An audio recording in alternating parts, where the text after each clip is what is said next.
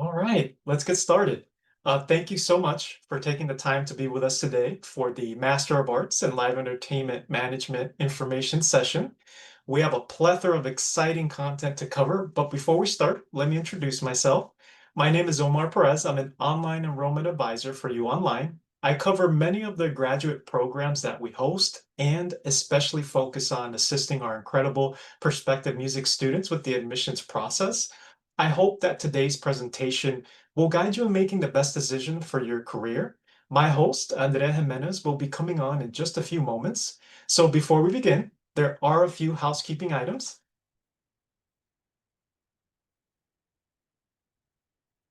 So the information session will be about 45 minutes in length, and it'll also be recorded. So just in case you arrive late, have to take a break, leave early, anything like that, no worries, we got you there. And any questions that you may have, we want to ensure that the presentation is relevant to you. So please feel free to utilize the Q&A feature at the bottom to reach out to our panelists. And of course, there's the information as well if you need to speak to an enrollment advisor. So now it's my pleasure to introduce my awesome co-host. Oh, I apologize. I'm getting ahead of myself. With the program at a glance, you'll notice that it's 10 courses. These are asynchronous courses that are 7 weeks long. So in a 15-week semester, you take one course, then have a 1 week break, and then take the next one. So that's two per semester. And at that pace, you would finish the program in 20 months. This is accredited by SACSOC. There isn't any type of testing requirement like a GRE or GMAT. And then at the conclusion of the program, there is a final cumulative exam. And with that being said, now I'd like to introduce my awesome co-host, Andrea Jimenez. Take it away, Andrea. Appreciate you, Omar. You couldn't wait to just have us start. Thank you for everything you do, man, honestly. Hello, everybody. Thank you for joining us today and taking some time out of your evening or depending on the time zone that you're in. But thank you for taking the time to be with us and to share a moment with us. We're excited to discuss the live entertainment program and give you all the information that you're looking for and jump in with our incredible panelists. So Gary Wood, our program director for the Live Entertainment Program, and Ray Sanchez, he's a professor, but also he created what is Frost Online. So we're excited to hear more from him and our incredible alumni, Marcel. He is amazing and doing so many amazing things in the industry, and I'm just going to let them speak for themselves. So let's start with intros, everybody. Gary, can we start with you? Introduce yourself and tell us a bit about your role here at the Frost School of Music, University of Miami, and the program. Well, it's great to have everybody here and my colleagues supporting this wonderful event. I'm Associate Director of Live Entertainment Management. I'm the Program Director and couldn't be more excited and honored to be at the University of Miami. What an amazing place to be, especially when it comes to live entertainment. I think this is my 12th year now, but and many years doing this program online. I mean, so we have many alum that have graduated from this program, like Marcel and many others. But my background is in live entertainment management and education, music education, and so forth. It's pretty eclectic. You can learn all about me as we go along, but I'm here to support you and thank you for joining us tonight. Ray, go ahead, please. Sorry, had to find the unmute button. Hi, I'm Ray Sanchez, and I am one of the associate deans at the Frost School of Music. I'm actually, I guess, the founder of Frost Online, together with a few colleagues back in the day, since 2014, as a matter of fact. So it's been over 10 years. I'm also a professor in Frost Online. I teach two courses, which would both be considered electives in this program, but it'd be awesome. And I've had many of you, many live entertainment students in my classes. One is the music copyright law class, and then the other is the entrepreneurship for musicians class. Before I started in academia, I was over 20 years in the music industry, self-employed as a producer, musical director, guitarist. Actually was a touring musical director, so I know quite a bit about the live entertainment industry from the perspective of a touring musician, because I toured for over 20 years. So But welcome, and you're going to learn a whole lot about us here. I'll shut up and we'll keep moving. Thank you for that, Ray. Marcel, come on and tell us a little bit about you, please. Hello, everyone. My name is Marcel Solomon, originally from Los Angeles, California. I currently reside in Las Vegas, Nevada. I graduated from the Live Entertainment Management program in 2024, the summer. One of the best experiences of my life. I have over 15 years in nightlife experience, as well as I'm a concert promoter. And I started my own event entertainment company in 2010, hosted over hundreds of events in Las Vegas, Nevada, and Los Angeles. And I joined the University of Miami to delve deeper into my passion. And it was one of the best decisions. And I'm just honored to be here today to share that experience with you guys. Appreciate you, Marcel. Thank you. So let's jump into curriculum and our courses, the core courses, any electives, and Gary, I will cue it over to you. What makes our program, you believe, different in terms of our curriculum, courses our students have to take? And then Ray, I will pass it to you in terms, just because you built this thing, and also your courses as it couples so nicely with any students who want to take your courses as electives. Go ahead, Gary. Well, I spend a lot of time with colleagues at the higher education level across the country in different discussion groups, because I always want to be prepared to answer this question about what makes us different. And it's very clear more than ever that our program is not a everyday sort of arts administration degree. And not to badmouth, though, there's many great ones across the country, but we don't do what they do. I mean, there's some similarities. We have to cover some of the same territory, but we're really interested in, and I think Professor Sanchez is always pushing this, is that we're really interested in what's happening today. What are the best practices of getting artists up on stage, managing these artists, getting great shows, nurturing wonderful audiences, building venue. I mean, we're really about 2025 and beyond and what's happening in the live entertainment music industry. And so that's, I think, the biggest thing that sets us apart. I'm not saying that I'm not interested in the past. We talk about that a little bit, but we're not a cultural based arts administration program. Again, there's seeds of that, but generally speaking, it's let's get into the industry across the wide breadth of this amazing industry as it's happening today. So I'm constantly revising syllabi and course content to reflect that. I'm learning all the time. I'm witnessing things all the time.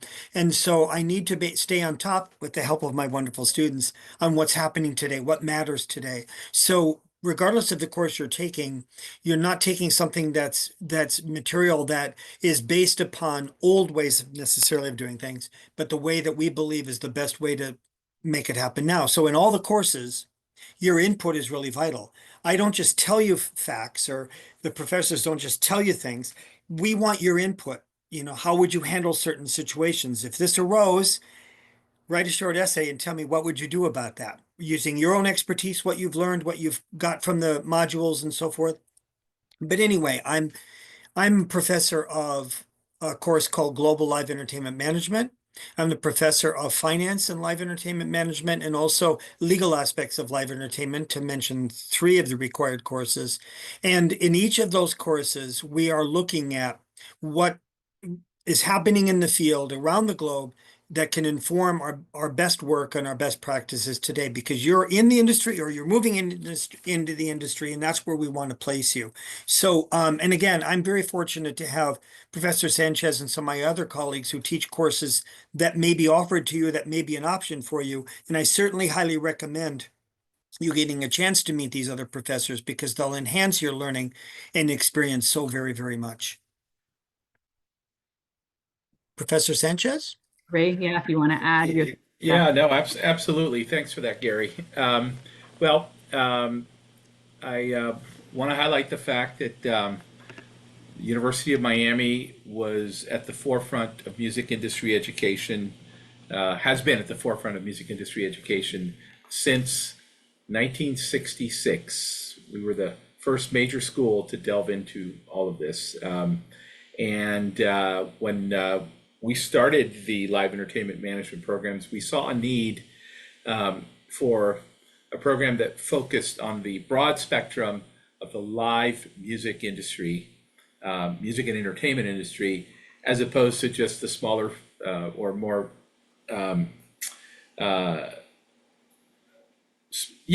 smaller focus on just the nonprofit world, which is what a lot of the other programs do. That's very important. It's important to know that our programs have built-in electives, so you can kind of tailor the way that you want to take things. Like I said, both of the courses that I teach aren't required. Neither are required in this program yet. Usually more than half my class are folks from this program. So that's very exciting. I mean, Gary, you can talk more about the curriculum, but it's basically 30 credits with, just I guess it's 4 required courses, Gary, and 5 required courses. And then, so that's half the degree, 15 credits, and then the other half are basically electives. So we have a motto at the Frost School. We like to, I mean, it's kind of our mantra. It says build yourself. It's not just a little marketing thing. It's actually true. And that's just our culture at the school. It's also important to know that basically everyone that teaches in our courses and that builds these courses are people from industry with a lot of experience. It's very important to understand. Thank you for that. That's it. Thank you, Ray. I appreciate you. Marcel, let's expound on that. So how was your experience like in the program? The courses you took, the ones that stood out, the skills and those skill sets that brought you into the industry and what you're doing right now.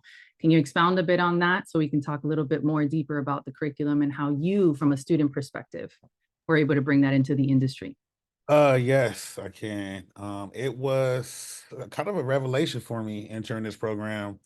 I had no idea how interrelated the music publishing was with live entertainment. As I mentioned, I was in concert promotions for 15 years now, but I was getting stuck. And around 2017, I hosted my first community music festival here in Las Vegas. Relatively small compared to Life is Beautiful or the other ones, but had 500 ticket sales. I mean, it was packed, but even after event, it was something missing. I still was losing. My expenses were high. It wasn't clicking. And I'm scrolling down Instagram one day and I noticed an ad from University of Miami and the Fall School of Music, and it says live entertainment management master's program. And I just like, oh, wow. And I applied, I was accepted. My very first class was Professor Wood. And from that very first class, it opened my eyes because I was able to see that the music industry is under arts and entertainment. And it was like little nuggets of information that kind of put the puzzle piece for me together. With that information, I was able to expand on that. During the program, I started the first nonprofit music label in the nation. I am currently building it. Don't have any artists signed to my label just yet, but the idea was very fresh and it just put everything together. As far as the other professors, the experience that they brought, they were some of my professors were Universal CEOs or high-end A&Rs, and had a massive knowledge that I just just have to kind of sit there and take in.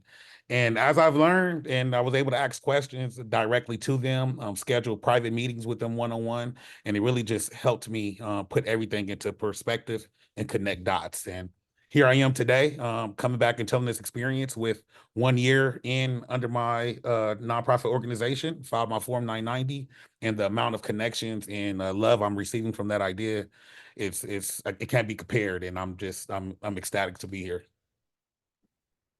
Marcel, you're reminding me that one of the challenges of these degree programs, both on campus and online, is there's a broad set of information we want all students to gain. There are fundamentals that we have to cover for everybody, but at the same time, we understand so many people come from different places in their career, different perspectives, different needs. And I know that all my colleagues, and I'd like to believe me too, really do our best to try to meet the unique needs of individual learners so that we're not just, again, just some broad brush about across the spectrum, but we try to incorporate the ideas, questions, needs of individual students. So it's got both of those layers. It does take extra work and time to do that, but it's joyous. It's wonderful having you being part of the program and graduating and being a proud alumni. I mean, that's what it's all about. But I know a lot of those conversations have to occur. So if those of you who are listening, you get involved in this program, not only do you work again across the broad spectrum of the industry, but there are many opportunities for you to share your own voice, share your own questions, and try to have us help you with your unique needs. Yeah, truth. Yeah. I appreciate that. That's awesome, Gary. I was going to cue you in, but that's incredible. You took the words, you took it out of me. So I appreciate that. Marcel, I want to kick it back over to you to ask you about the experience doing it online. You talked about a lot in terms of the skills you develop, being able to apply them now, and you're welcome to expound on what specific skill sets, if anything, you want to highlight, right? In terms of what you learn here, and you're able to, other than building a nonprofit, which is incredible and doing so wonderfully, and in a matter of less than a year.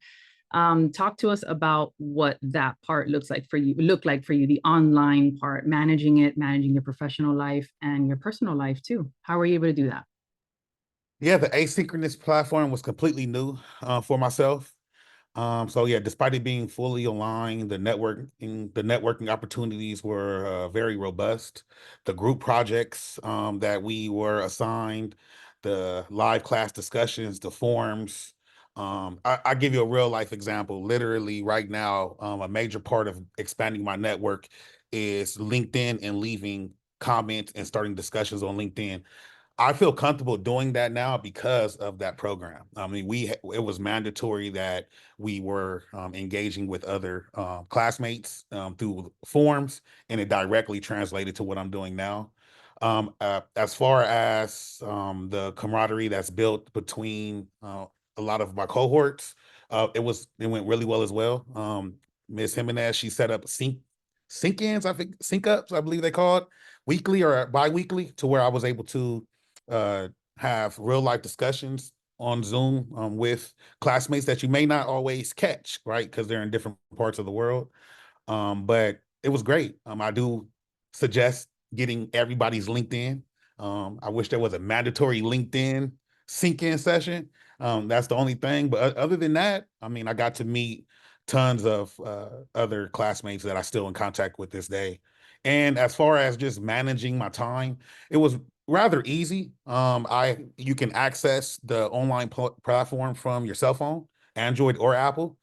So if I'm hanging out at home or I'm on the couch, it's literally click of a button, all my information stored, and I have access to the entire platform. And all the professors were super understanding, super easy to work with. Nothing was overwhelming, not at one point in time. And it was all on you. They wanted you to win. And so I really respected that because I feel like I did. Like, so yeah. I can Thank keep going, but No, that's no, man, man, we're here for this. So thank you. Thank you. It's definitely filling our cup, I would say. In terms of what we are all doing currently, right? Our faculty are very much involved in the actual industry, no matter what program that they're in. That's just a Frost thing, no matter what. Gary, can you Ray and Gary, let's talk about what you're doing now and how we are applying that in real time. You spoke about it before a bit, Gary, in terms of that is just how we do things in terms of assignments and what's relevant so that our students can actually get a fulfilling and valued experience here through our graduate program, specifically the live entertainment program. So can you talk, Gary, about what have you been doing this summer? How do you plan to bring it into the courses? What are your thoughts on that? And then Ray, I'm going to kick it over to you in terms of things that you're doing. And then Marcel, we want to hear from you too. Go ahead, Gary.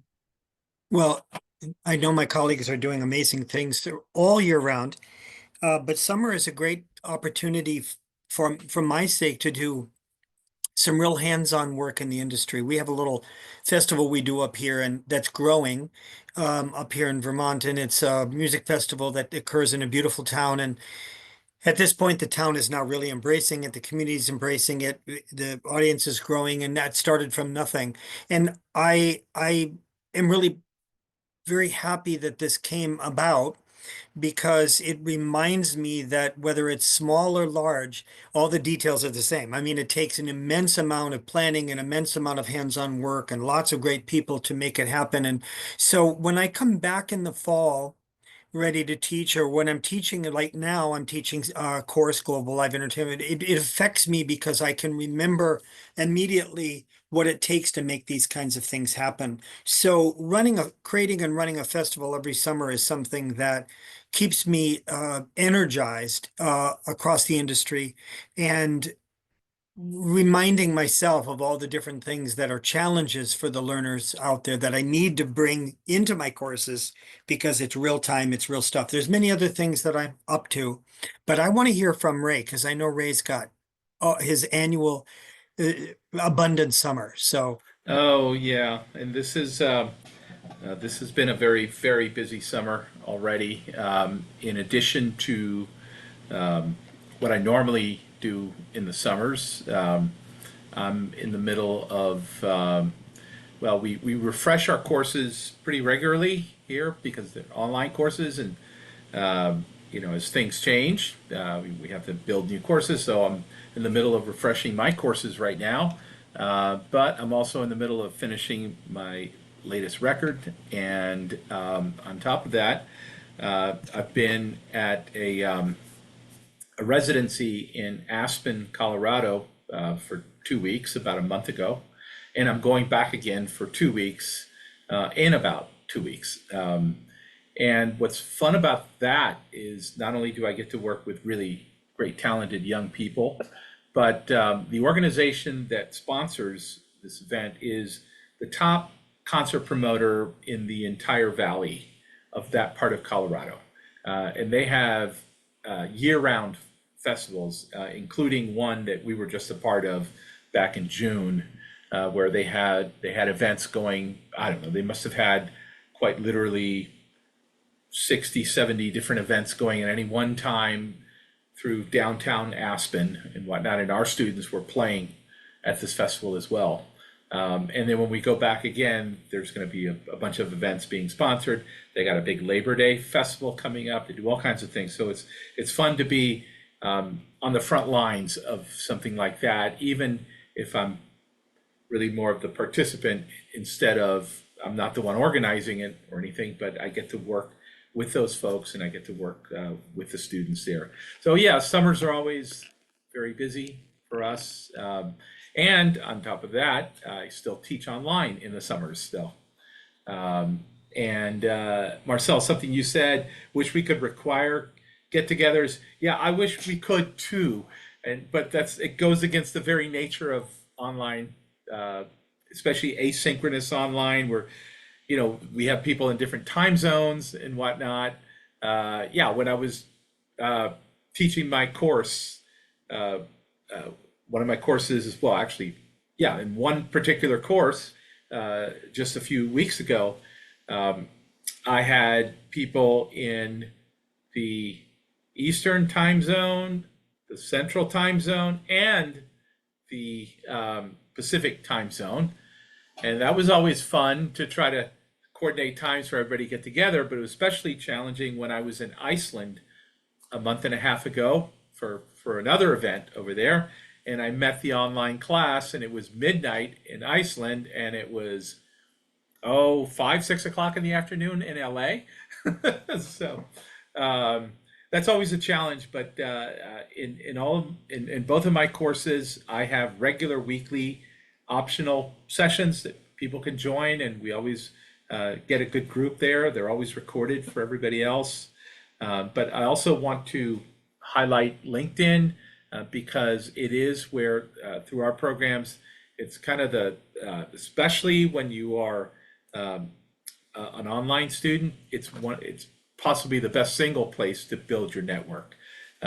We have a music industry network that have has over 1,000 members in it right now. And like I said, we at the University of Miami started music industry education of this kind way back in the 60s. So our network is very deep, very wide. We encourage our students to, whether current or former students, meet up with us at these conferences. I go to an event in California every January called the NAMM Show. We always meet up with folks there. And Gary, I know you go to different events throughout the year. So all of these are important. Thank you for that. And thank you for bringing up the the virtual office hours that are optional once a week in any of your courses. That is a requirement across all courses in terms of us offering it. So thank you, Ray, for doing that, and Marcel for shedding light on what that looked like for you. And then our sync ups that were also optional, but just an overall online program, a community building, if you will, is what we were doing there. So you all can learn from each other, because you never know who you are going to meet that can potentially open up a door that you didn't even see possible. And we're here to expose you all to that, definitely, to get more value in what you are doing, which is coming to school with us, which is a sacrifice. So with that, Marcel, can you tell us a little bit about what you're seeing right now in the industry? You are boots on the ground, you're there. And then I will get into stuff. I think we have two Q&As, two questions. So we'll get to that. But Marcel, what's going on now? What are you seeing that's relevant? Or what's growing? The industry is ever evolving. So what's happening? You serve many different realms and areas, and you have a lot of different skill sets and events and running your nonprofit. What's going on? Yes, in the event realm, it's fast paced. I think it's all about activations and engagements now. It's how can you work with a brand to where it's business to business and also B2C is events. And that's one thing I'm learning is how can I incorporate brands to where it can maximize their sponsorship with the attendees. And that was the part I was missing when it came to live entertainment. So I think right now where it's going is just next level activations in the event realm. Cool activations, interactive. Also, it's not necessarily booking the biggest artist as it is building up a good lineup of artists, because dealing with different promotion groups can be hard in the entertainment industry. So I learned that building my own roster in the live entertainment industry will probably be more beneficial than always trying to contract out and get the next biggest artist that's on the next roster. With that said, that's where the nonprofit record label comes into play. In the music, since I found out live entertainment is interrelated with music publishing, which is copyright management, royalty accounting, just a tad bit of what the entire publishing umbrella looks like. There's an issue, especially in the hip hop realm, with copyright protection, samples being stolen, or a lack of education from songwriters acquiring samples, missing royalties, accounting for missing royalties by signing up with different organizations such as the MLC. Mrs. Elton, who is the director of the program, I learned is one of the high-ranking executives in the MLC. Before I even joined this program, I had no idea what MLC stood for. I would have made it up. I would have made my own letters up for the acronym. But now my goal is to help songwriters, educate them on publishing from what I know, and also help them register for various organizations. And I hope that by me showing up for them, I can add them to my roster and then also have them perform at my events and kind of keep it all in house. So it's a fast moving industry. And I noticed that there needs to be more trust building. Unfortunately, there's a lot of gatekeepers in the music industry, and in the hip hop rap world, there's a Illuminati factor that scares a lot of artists. We also experience in the hip hop world a lot of unfortunate gun violence between rappers, which is another big community initiative of mine under Protect the Creative. I started a community initiative called Rappers Against Pistols, which is a handgun buyback program. I was literally able to fully develop that initiative in my last course in this program. 60 pages long. I mean, not to scare anybody away, but over the course, I was able to gather different documents from different classes to put that one binded document together. And yeah, so my community, my initiatives, or my mission for Protect the Creators is to assist songwriters with publishing administration and education, as well as the Rappers Against Pistols handgun buyback program. Unfortunately, 90% of the gun violence against artists. Since 2017, we lost one rapper every year. Nipsey Hussle, Pop Smoke, PNB Rock, you can name it. And it's to gang violence, it's to gun violence. So what can I do to help? I mean, I can sit on my hands. Will gun violence ever be solved? That's a different question for a different day, but I'm not going to give up. So that's kind of where I'm at with that particular aspect of my organization. But like Ms. Jimenez said, I'm wearing different hats, and yeah, I just want to continue learning. Amazing, Marcel. Thank you. And you're just shedding a lot of light on what the industry is, live entertainment wise, and how there's just so many different areas you can go into and apply the skills that we hope, well, not we hope, we work to ensure our students have upon graduating, and take it and put it into practice. So the work that you're doing, Marcel, I mean, it's mattered while you're here, and it's going to matter no matter what. And we're just so lucky to have you as one of our alumni, honestly. Thank you so much. Thank you. Oh, thank you. We have quite a few questions. Omar, I'm going to kick it back to you soon. My apologies, but Gary, Ray, I would love your, let's get through these. So first one, are the application rolling? What is the rotation of sessions for programs, and when we can apply and start? So yes, we do 3 admission cycles: fall, spring, and summer. We're currently in the fall admission cycle. Applications we're accepting them. Omar, I know you're going to go, I think you're going to get a little bit more into this towards the end, but it's all 3 cycles. Yes, we do rolling applications, but we do have times where we're accepting, for example, right now for the fall, because the fall begins end of August, beginning September. And then we move on to the spring 26, summer 26, and it goes like that in this rolling fashion, if you will. Joanna Mason, thank you for your question. So I have a few questions. Are there events that students can participate in as part of the program, whether on or by the campus, with faculty and within their relevant affiliations or within our communities? Is field education required? Sounds like an internship question, Gary. And we have another internship question at the bottom, so maybe we can answer both. If we wanted to add an instrument proficiency or audio engineering skill set, are there classes that we could take? So it sounds like, can we take electives in audio engineering or something audio engineering like that could count towards an elective in the live entertainment program? Gary, you want to take on that one? And yeah, I can't speak for all the electives that are available. To be honest, I don't.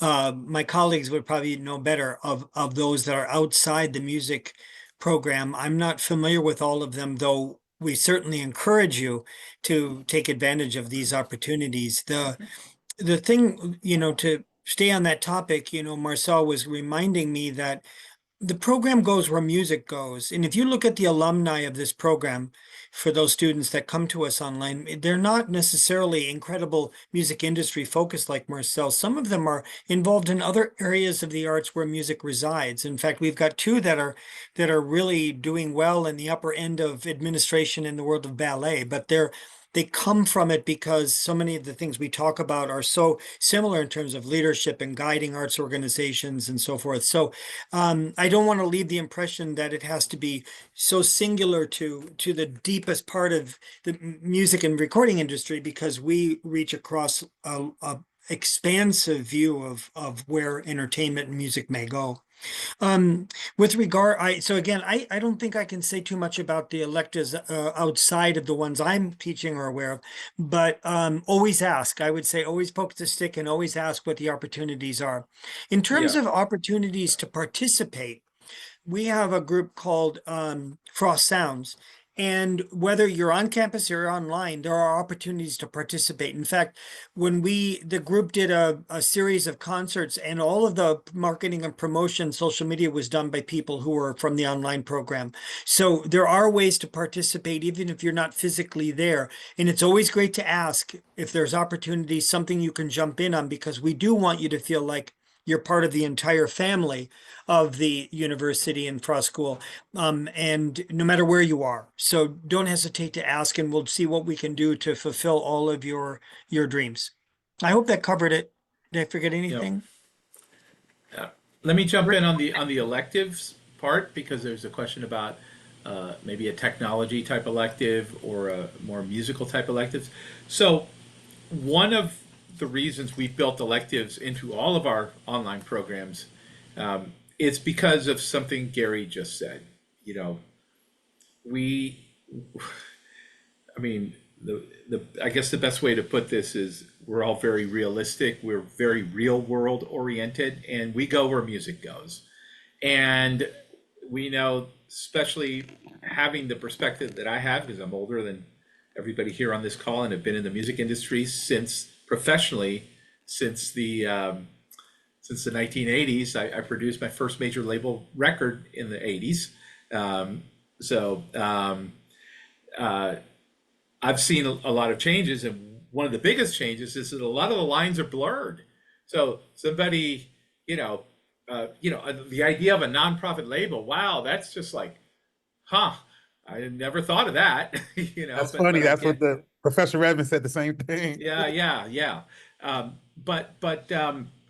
So therefore, what we've done in designing our curriculums is we know that, okay, someone in this program, yes, you want the core of what you do to be somehow connected to live and live music and live entertainment, but you also have interest in recording, or you have interest in copyright or some other things, right? That's why we built these things. Well, we have total of 4 master's programs online. This one, our traditional music industry program, and then recently in the last year, we've added a media scoring and production program and a popular music pedagogy program. In both of those programs, there are in fact technology courses now. And in the popular music pedagogy, there's effectively a performance course as well. You would have to qualify to get into a course. There's a certain baseline that these are not introduction courses, right? So if there's a production course, there's an assumption that you already know some technology and are able to do what's in the course. But it's a matter of connecting with, and this is something that would happen actually through the advising and also through Andrea, and connecting with a faculty member and saying, oh yeah, this person has the skill sets to successfully do this course, then by all means. We don't put the limitations on these things. These are not lockstep programs. Not to, I'm not going to say anything about anybody else's online programs, but I don't know of too many online programs that have the kind of elective rooms that we do. It makes it harder for us, by the way, but it's better for the student, because then you can really, truly kind of design your own path going through. Ray, thank you, because I was going to mention the other programs and how their courses, as long as you qualify, and you could absolutely include it as one of your electives if program director would approves and the course instructor approves it as well. But we are here and the floor is open. When students that are with us, we encourage them to ask us those questions. I'm interested in this elective. And then we have our amazing online student success advocate, Rayana, who is amazing and my partner and just beautiful. She's a great human being, and she helps me, and we get you connected with whatever you need, and we'll answer those questions every time enrollment opens each semester. So lo and behold, rest assured we have it, and we can talk about it, and let's just see in terms of it coinciding with the program. Yes, we have those, and thank you for your question, Joanna. Joanna also did leave a comment and Marcel mentioned you. I have similar passions as Marcel and have lots of questions about publishing and pros and impacting impacting ability of independent artists to retrieve their royalties. Would love to discuss that with someone, and what starting my own label organization could look like. Joanna, we are like, that is what our program does. We're here to provide you with that information, and anyone who looks for it, and our alumni stay connected. At least that's part of my vision and initiative. Like, we have to, they are our boots on the ground doing stuff all the time. And when I reach out to them, they do things like this for us, and they champion us when we're not looking. So, and Marcel's one of those that we've called upon and got connected with current students now. So Marcel, I'm not if you will, maybe we can get us connected, and we'll do that offline. But Joanna, we do that while students are with us. So we're open to all of that. Thank you for your questions. And I want to pass it over because I know that we are getting close to really not, and I don't want to get over time, but two more questions. Jack Shapiro asked, and thank you for your question, are there internships or hands-on opportunities through this program? Gary, I know you mentioned one opportunity. The University of Miami has the Topple Career Center. It is, any student can, they have a huge and a vast online space that anyone could just go into, and you can see internships, programs, projects. I try to send those in emails as much as I can when they send them over to me, and keep you guys informed. So there's nothing baked into the program. However, we do ensure as a program, we inform you of those resources that you have here that are available online. And our student success advocate, who I already mentioned, Rihanna, helps you to remind you about getting that opportunity and seeing what you're doing every time she touches base with any of our students, which she does often. Gary, do you have any input, or did I kind of get through the internship hands-on opportunity question? Well, I would just say quickly that, and you correct me if I'm wrong, Andrea, but, students either opt into the internship because they really feel like they do want to make that kind of experience for themselves, or they opt into a major project opportunity as an alternative. You don't have to do both, and you can choose one or the other. Some people, internship isn't necessary. They're already in the industry. They don't feel like that's really the way to go. And vice versa. So yes, we work with you making that decision about which path you want to go. And the more hands-on we can make it, obviously, the better. I want you to walk out with a portfolio that you can show off to the world to say, look at this incredible work that I've done during this time of this degree. I've made these world-class professional projects come to life. And that's really one of our aspirations. And our alumni, our students make that happen. And we have alum out there in the world who do talk proudly of the work that they've done. Gary, thank you. And we do have a last question. It's about our certificates that are graduate level, and the students can do it in live entertainment or music industry. We do have quite a few. Can you tell us about doing a certificate versus a whole degree? Is it maybe advantageous to do one over the other? It really is depending on your interest and what you're looking to do moving forward. Upskilling is certificates, but you could also upskill with a full degree, but there's more time that needs to get dedicated to a degree pathway, of course. We could talk to you about that, please. I don't see your name here, but we appreciate the question. Please, Omar is going to kick us, not kick us out. He's going to outro us now, and you'll have the email. You could send this question to him, me, and we can answer it. But thank you for this question about the certificates and the degree. For sake of time, I gotta let you all go, but thank you for being with us. Marcel, last thoughts?